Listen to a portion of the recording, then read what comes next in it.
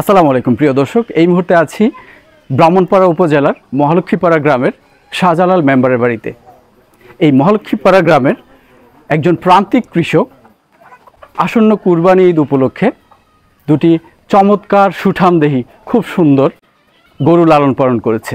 আজকে আমরা আপনাদেরকে দেখাবো রিপন ভাইয়ের সেই চমৎকার দুটি ষাঁড়। আসসালামু আলাইকুম রিপন ভাই, কেমন আছেন? জি ভাইয়া, ভালো আছেন? এই তো আছি আলহামদুলিল্লাহ। আমরা দেখতে আসছি আপনার গরুগুলা এবং দেখাতে আসছি আমাদের প্রিয় দর্শকদের যে কেমন হলো গরুগুলা, দর্শকদের পছন্দ হয় কিনা। তো কতদিন হয় গরু পালতেছেন আপনি? আমি গরুটা পালতেছি প্রায় 11 মাস। 11 মাস? জি 11 মাস। আচ্ছা, গত ঈদে আপনার একটা গরু ছিল না? জি গত ঈদে একটা গরু ছিল।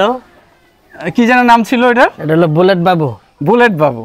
প্রিয় দর্শক, গত ঈদে ওনার গরুর নাম ছিল বুলেট বাবু। বুলেট বাবু ওইটা বিক্রি করে আবার নতুন গরু নিয়েছে আপনাদের জন্য। এটার নাম দিয়েছে যুবরাজ, আরেকটা যেটা ঘরে আছে এটার নাম দিয়েছে ডন বাদশা।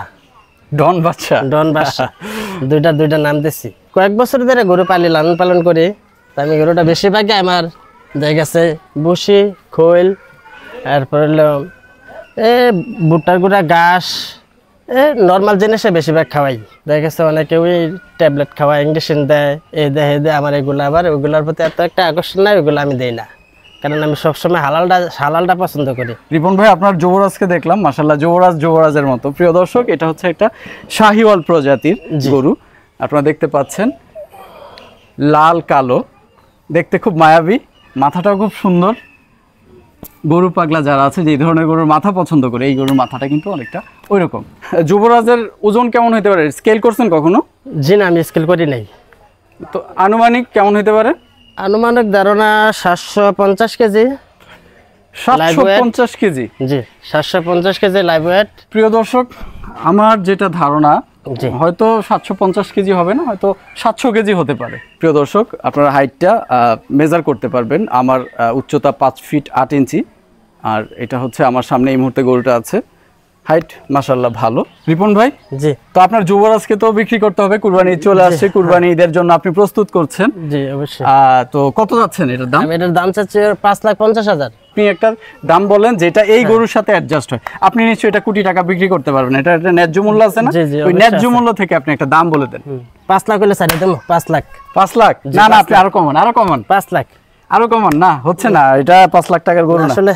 আপনি যদি বড় দাম বলেন তাইলে বিক্রি হবে দেরিতে। গরুর হারে দেবো, দাম বেশি বলি নাই। আপনি যদি ছোট দাম বলেন যে এই দামে আপনি বিক্রি করতে পারবেন, তাইলে বিক্রি হবে তাড়াতাড়ি। ঠিকঠাক করেন, দাম ঠিকঠাক করেন। আপনারা এই বেশি দাম চান দেখেই কিন্তু আপনাদের গরু বিক্রি হয় না। আমি দেখি পরে কান্নাকাটি করে ভিডিওতে আসে। না না, আমার গরু ইনশাআল্লাহ আমার বিক্রি হয়ে গেছে। গত বছর আমার বুলেট বাবু দেখা গেছে 15-16 দিন আগে বিক্রি করে লাইছি দেন। রিপন ভাই, জি, অনেক ক্যাচাল হয়েছে। এবার আপনি একটা দাম বলেন, হ্যাঁ, যেই দামটা নেয়ার মতো এরকম একটা দাম বলেন। মনে করেন এটা বাজারে উঠাইছেন আপনি, 20-50 হাজার হাতে রেখে হয়তো দাম চাইতে পারেন, কিন্তু 1.5-2 লাখ 3 লাখ হাতে রেখে তো দাম চায় না কেউ। বলেন, দাম বলেন। আচ্ছা, আমার যুবরাজের দাম হলো 4.5 লাখ। 4 লাখ হলে বিক্রি করে দেবো। প্রিয় দর্শক, আপনারা যদি যুবরাজকে কালেক্ট করতে চান তাহলে আসতে হবে ব্রাহ্মণপাড়া উপজেলার মহালক্ষীপাড়া গ্রামে। 4.5 লাখ টাকা উনি দাম চাচ্ছে। 4 লাখ টাকা হলে উনি এই যুবরাজকে আপনাদের হাতে তুলে দিবে কুরবানির জন্য। আচ্ছা সবুজ ভাই, এটা হলো আমার যুবরাজ। হ্যাঁ, যুবরাজ। এটা হলো ডন বাদশা। আচ্ছা, এতক্ষণ আমরা যুবরাজরে দেখছি। এখন দেখাচ্ছে ডন বাদশা। হ্যাঁ, তো ওইটা হচ্ছে এটা ওয়েট 850 কেজি, মিনিমাম 1 থেকে 150 কেজি ওয়েট বেশি। না না, এটা 850 হবে না, এটা হয়তো 750 হবে। না না, 750 না, 750 না, 800-এর উপরে আছে। ডন বাদশার মতন দেখা যাচ্ছে। তাই? জি, ডন আবার বাদশাও। ডন বাদশা। এটা কতদিন হয় পালতেছেন? এটা ওইটা সমানে 1 বছর একসাথে নিয়ে আসছে।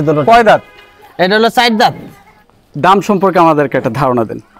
আমি আগেও বলছি যে এমন কোনো দাম বলবেন না যে এই দামটা আসলে শুনলে সবাই ভয় পেয়ে যায়, এবং এইটার সাথে মানানসই না।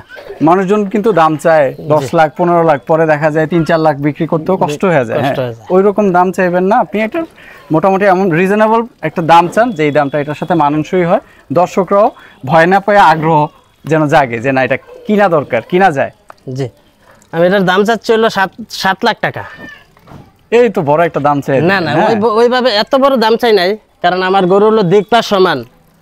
মাশাআল্লাহ লম্বা চূড়া, দিক পাশও সমান, কালার সুন্দর। তো এই 7 লাখ টাকা বেশি চাই না ভাই। না না, আপনি কিন্তু আপনার গরুর দাম চাইতে পারেন, কিন্তু সমস্যাটা হয় কি, যখন বেশি দাম হয় তখন কিন্তু মানুষজন আর কেনার প্রতি আগ্রহ থাকে না। প্রিয় দর্শক, জি আপনারা এই ব্যাপারটা নিশ্চয়ই সবাই আমার সাথে একমত হবে, যখন একটা গরুর দাম খুব বেশি চাওয়া হয় তখন দেখা যায় যে এটার প্রতি আর মানুষের আগ্রহ থাকে না, আগ্রহটা কমে যায়। আর বিশেষ করে প্রান্তিক পর্যায়ে যেসব কৃষক আছে যারা 1-2টা গরু পালে, তাদের দামের ব্যাপারে খুব একটা ধারণা থাকে না। দেখা যায় যে একটা গরু 40 লাখ, 20 লাখ, 30 লাখ এইরকম দাম চায়, কিন্তু শেষ পর্যন্ত বিক্রি করতে পারে না। কারণ 40 লাখের একটা গরু কেউ একজন দাম করতে আসলে সে কত দাম করবে? তার যদি বাজেট থাকে 5 লাখ টাকা, সে কিন্তু 40 লাখের গরুটা দেখবে না। তো এই কারণে ওই গরুগুলো অনেক ক্ষেত্রে অবিকৃত থাকে। আমি সবসময় এই কথাটা বলি, আপনারা যারা প্রান্তিক পর্যায়ে কৃষক আছেন, দামটা মোটামুটি আপনি যেই রকম আশা করেন তার থেকে 50,000, 1 লাখ টাকা বেশি চান বড় গরু, যেহেতু এর বেশি তো আসলে চাওয়ার কিছু নাই। হ্যাঁ রিপন ভাই, আপনি দাম বলে দেন, ভালো একটা দাম বলে দেন।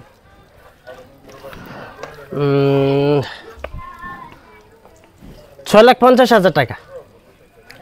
6,50,000 হলে গরু বিক্রি করে দেবো। 6,50,000? জি 6,50,000, 50,000 টাকা ছাড় দিয়ে দিলাম। আর ছাড় দেওয়া যায় না? এটা কিন্তু 6,50,000 গরু না। ছাড় দেওয়া যায় না ভাই, আর ছাড় দিলে তো লস আইব, কারণ খানা খরচ তো অনেক কিছু। আপনি কি আপেল কমলা খাওয়াইছেন? আপেল কমলা, মালটা, কলা, এরপর হলো বসি, ভুট্টার গুঁড়া, ছোলা সব কিছু খাওয়াইছি। আপেল কমলা কেন গরুর খাওয়াইছেন? আপেল কমলা তো গরুর খাদ্য না। এটা তো শখের জিনিস। আমি আসলে সবসময় গরু পাললো শখের, খরচপাতি তো বেশি, তো এই দামটা আসলে 6,50,000 হলে বেশি চাই নাই ভাই, সবুজ ভাই। বেশি চান নাই? জি। তারপর আরেকটু কমান, কারণ এটা বেশি হয়ে যায়। হ্যাঁ, 6,50,000 আপনার কাছে হয়তো কম মনে হয়, যেহেতু আপনি কষ্ট করে পালছেন।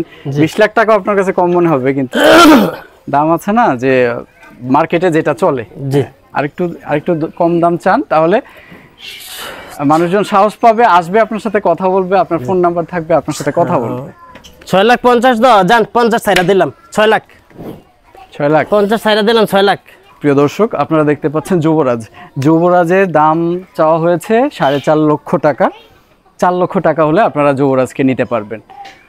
তারপরেও রিপন ভাই, জি, দর্শকরা যদি আসে, যারা এই গরুটা নিতে চায়, জি, আপনার সাথে কথা বলার সুযোগ আছে কিনা?